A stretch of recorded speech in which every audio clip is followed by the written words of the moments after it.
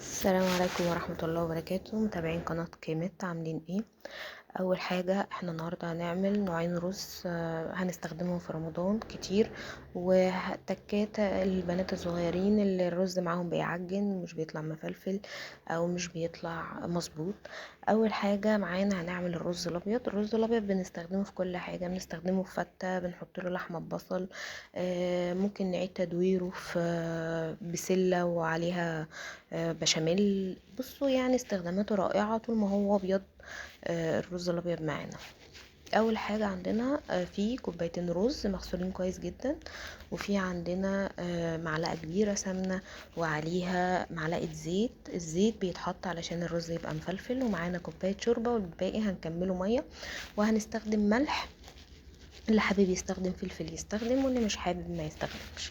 اول حاجة عندنا حطينا السمنة سخنت معانا، مش سخنت اللي هي اتحرقت، لا سخنت دفيت.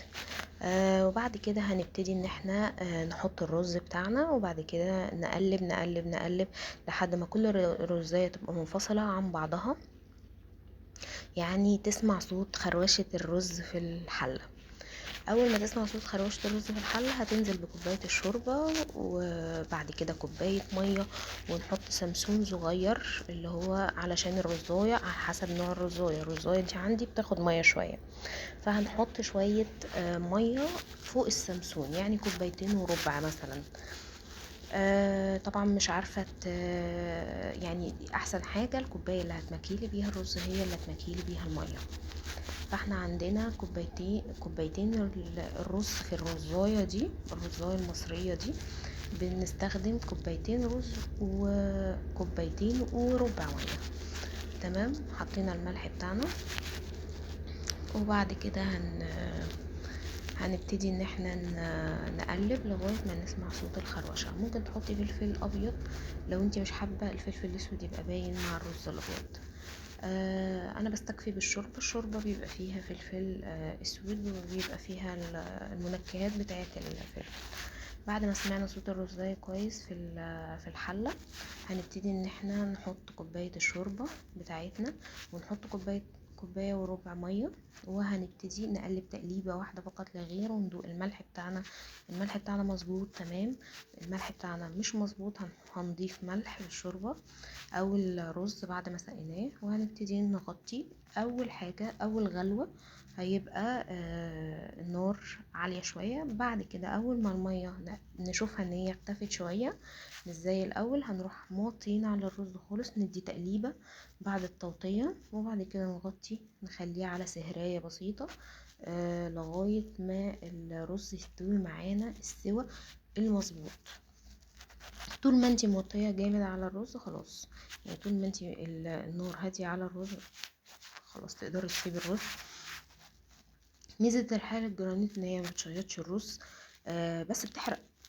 هي ما بتشيطش الرز، الرزايه بتنزل بصوا ما شاء الله اللهم بارك، طالع زي البفتة البيضة مفلفل، كل الرزايه زهره ما شاء الله، السوا ممتاز. هنا انا حطيت عليه صلصه علشان كان في لحمه مسلوقه وكده، فاتعمل زي بالظبط بتاع بتاع الفتة. تاني حاجة هنبتدي ان احنا نعمل الرز حباية وحباية. في برضو عندنا كوبايتين رز، كوباية شوربة. طبعا الحباية والحباية بيبقى احسن حاجة ان احنا نعمله بزيت فقط لا غير. فانا عندي حطيت مقدار الزيت بتاعي معلقتين كبار زيت، ودول هنستناهم لما يسخنوا شوية. وبعد كده هبتدي انزل بنص كوباية تمام من الرز اللي موجود عندي. نص كوباية هبتدي ان انا احمر فيها زي المكرونة المحمرة لغاية ما الرزاية تطقطق ويبقى ليها لون. حسب بقى انت تتحكمي في درجة اللون اللي انت عايزاه. في ناس بتعمله لونه اصفر، في ناس بتعمله لونه اعلى شوية من الاصفر اللي هو قريب شوية من البني. هنا بتحطي الملح مع الرز علشان خاطر الملح بينشف بسرعة المية من الرز. بصوا الرز مكعمش في بعضه كده، لا اول ما هيبتدي يسخن اكتر هيبتدي ان كل رزاية تنفصل عن التانية، وتبتدي ان هي تتحمر وتاخد لون معانا، لون حلو كده، اللون اللي انت عايزاه اصفر ماشي، عايزاه بني ماشي. بعد ما الرزاية بتاعتنا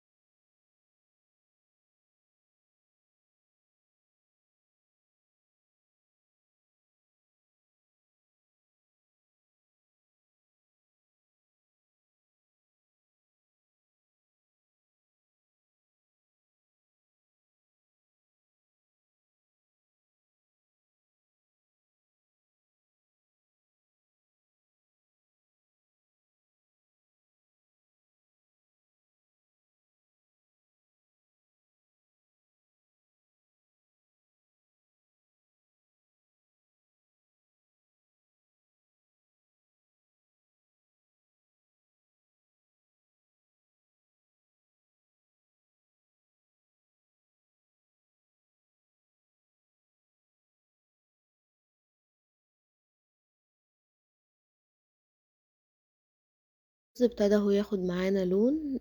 اول ما يوصل للون اللي احنا عايزينه، اللي هو الاصفر الفاتح او الاصفر الغامق، البني يعني، هنبتدي ننزل ببقية الرز اللي موجود، اللي مغسول، وهنقلب كويس جدا لغاية ما الرز كله يندمج مع بعضه وينشف. وبعد كده هنبتدي ان احنا نحط كوباية الشوربة الاولانية، كوباية الشوربة التانية، والربع الصغير اللي احنا متفقين عليه، عشان الرزاية دي بتشرب مية. غير كده الرزاية الحباية وحباية، او الرزاية الناشفة والرزاية الطرية، بتشرب مية كويس، علشان ما تبقاش كأنها مش مستوية.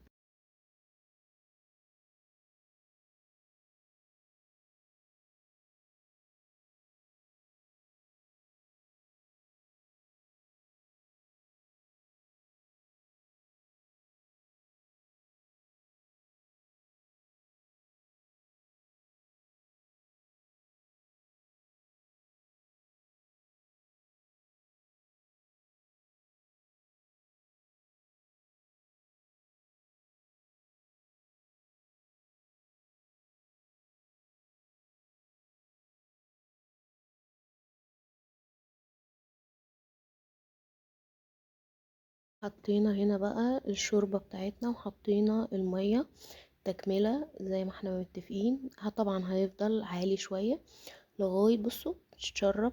هنبتدي ان احنا نخليه شمعة بالظبط عليها.